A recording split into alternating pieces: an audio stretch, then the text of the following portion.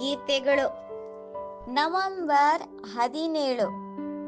ಯೇಸು ಕ್ರಿಸ್ತನು ನಿನ್ನನ್ನು ವಾಸಿ ಮಾಡುತ್ತಾನೆ.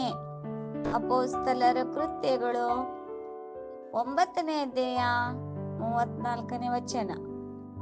ನಮ್ಮ ಮೇಲಿನ ವಾಕ್ಯವು ಪೇತ್ರನು ಐನೇಯನಿಗೆ ಹೇಳಿದ ಮಾತಾಗಿದೆ. ಪಾರ್ಶ್ವವಾಯು ರೋಗಿಯಾಗಿದ್ದ ಈತನನ್ನು ಅಪೊಸ್ತಲನು ಲುದ್ದದಲ್ಲಿ ಕಂಡು ವಾಸಿ ಮಾಡಿದನು. ಈತನು ಸಂತರಲ್ಲಿ ಒಬ್ಬನೆಂದು ನಮಗೆ ಹೇಳಲಾಗಿಲ್ಲ. ಆದ್ದರಿಂದ ನಮ್ಮ ಊಹೆ ಏನೆಂದರೆ ಈತನು ಸಂತನಾಗಿರಲಿಲ್ಲ. ಅವನು ಅವರಲ್ಲಿ ಕೆಲವರಿಗೆ ಸ್ನೇಹಿತನಾಗಿದ್ದನು. ಆದ್ದರಿಂದ ಹೀಗೆ ಅಪೊಸ್ತಲನ ಗಮನವು ಅವನತ್ತ ಸೆಳೆಯಲ್ಪಟ್ಟಿತು.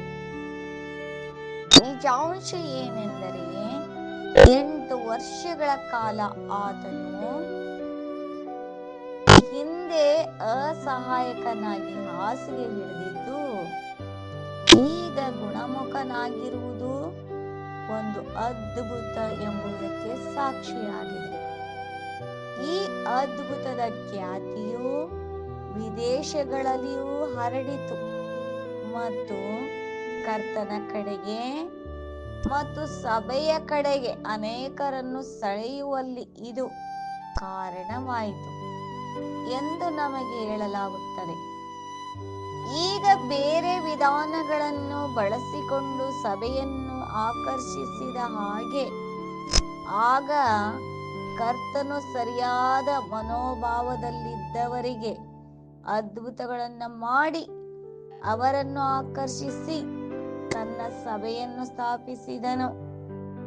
ಆ ಅದ್ಭುತಗಳು, ಗುಣಪಡಿಸುವ ವರಗಳು ಇತ್ಯಾದಿ ಅಪೊಸ್ತಲರ ಕಾಲದ ನಂತರ ಉಳಿಯಲಿಲ್ಲ. ಅಪೊಸ್ತಲರು ಕೈಗಳನ್ನು ಇಡುವುದರ ಮೂಲಕ ಮಾತ್ರ ನೀಡಲಾಯಿತು ಮತ್ತು 12 ಮಂದಿ ಬಿಟ್ಟು ಬೇರೆ ಯಾವ ಉತ್ತರಾಧಿಕಾರಿಗಳು ಇರಲಿಲ್ಲ. ಪರಲೋಕದ ಯೆರೂಸಲೇಮಿಗೆ 12 ಅಡಿಪಾಯಗಳು ಇತ್ತು ಮತ್ತು ಇದಕ್ಕಿಂತ ಹೆಚ್ಚಾಗಿ ಇಲ್ಲ. ಹಾಗೂ ಇವುಗಳಲ್ಲಿ 12 ಅಪೊಸ್ತಲರ ಹೆಸರುಗಳನ್ನು ಬರೆಯಲಾಗಿದೆ ಮತ್ತು ಇನ್ಯಾರ ಹೆಸರು ಇಲ್ಲ. ರೀಪ್ರಿಂಟ್ 2987. ಈ ಡೀಪ್ ಡೈವಿಗೆ ಸ್ವಾಗತ. ಇಂದು ನಮ್ಮ ಕೈಯಲ್ಲಿ ಡೈಲಿ ಹೆವೆನ್ಲಿ ಮನ್ನಾದ ಒಂದು ಚಿಕ್ಕ ಭಾಗ ಇದೆ. ಸೊ ಇದು ಅಪೊಸ್ತಲರ ಕೃತ್ಯಗಳಲ್ಲಿ ಬರುವ ಒಂದು ಘಟನೆಯ ಬಗ್ಗೆ ಏನ್ ಹೇಳುತ್ತೆ ಅಂತ ನೋಡೋಣ. ಇಲ್ಲಿ ಪೇತ್ರನು ಐನೇಯ ಅಂತ ಒಬ್ಬ ವ್ಯಕ್ತಿಯನ್ನು ಗುಣಪಡಿಸ್ತಾನೆ. ಈ ಘಟನೆಯ ಹಿಂದಿನ ಅಸಲಿ ಕಥೆಯೇನು, ಅದರ ಉದ್ದೇಶವೇನು ಅಂತ ಈ ಮೂಲದ ಪ್ರಕಾರ ಅರ್ಥ ಮಾಡಿಕೊಳ್ಳೋಣ. ಹೌದು, ಈ ಕಥೆ ಶುರುವಾಗೋದೇ ಒಂದು ಬಹಳ ಬಲವಾದ ಮಾತಿನಿಂದ. ಯೇಸು ಕ್ರಿಸ್ತನು ನಿನ್ನನ್ನು ಸ್ವಸ್ಥ ಮಾಡುತ್ತಾನೆ, ಪೇತ್ರನು ಐನೇಯನಿಗೆ ಹೇಳಿದ ಮಾತು. ಹೌದು, ಇದು ಕೇವಲ ಒಂದು ಸಾಂತ್ವನದ ಮಾತಲ್ಲ ಅಲ್ವಾ? ಖಂಡಿತ ಅಲ್ಲ.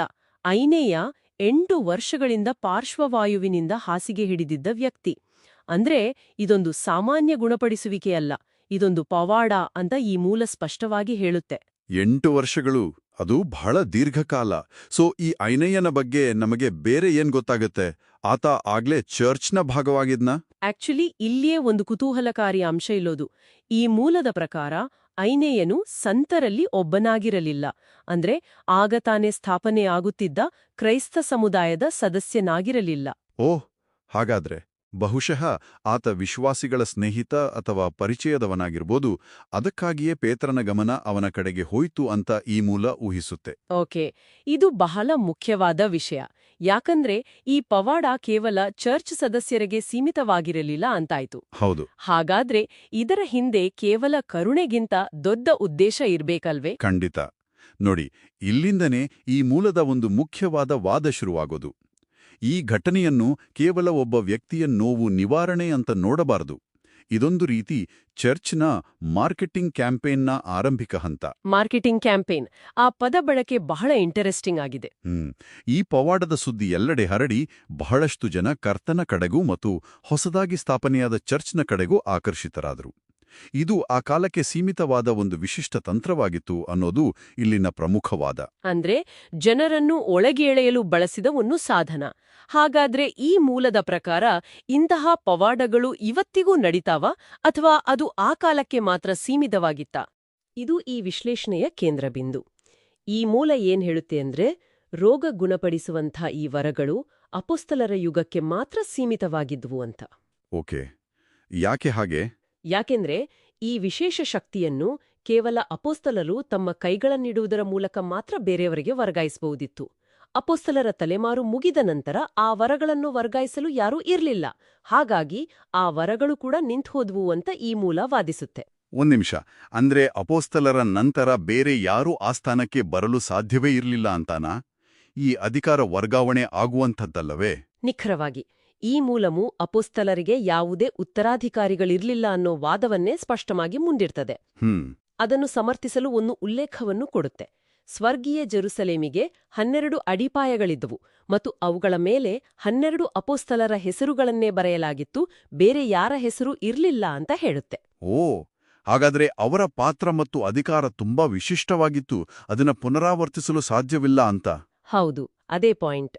ಇದು ಆಸಕ್ತಿದಾಯಕವಾಗಿದೆ. ಅಂದ್ರೆ ಈ ವರಗಳು ಒಂದು ರೀತಿಯಲ್ಲಿ ಎಕ್ಸ್ಪೈರಿ ಡೇಟ್ ಜೊತೆ ಬಂದಿದ್ದು ಅಲ್ವಾ? ಹೌದು, ಆ ರೀತಿ ಹೇಳ್ಬಹುದು. ಹಾಗಾದ್ರೆ ಈ ಡೀಪ್ ಡೈವ್ನ ಒಟ್ಟು ಸಾರಾಂಶ ಏನು?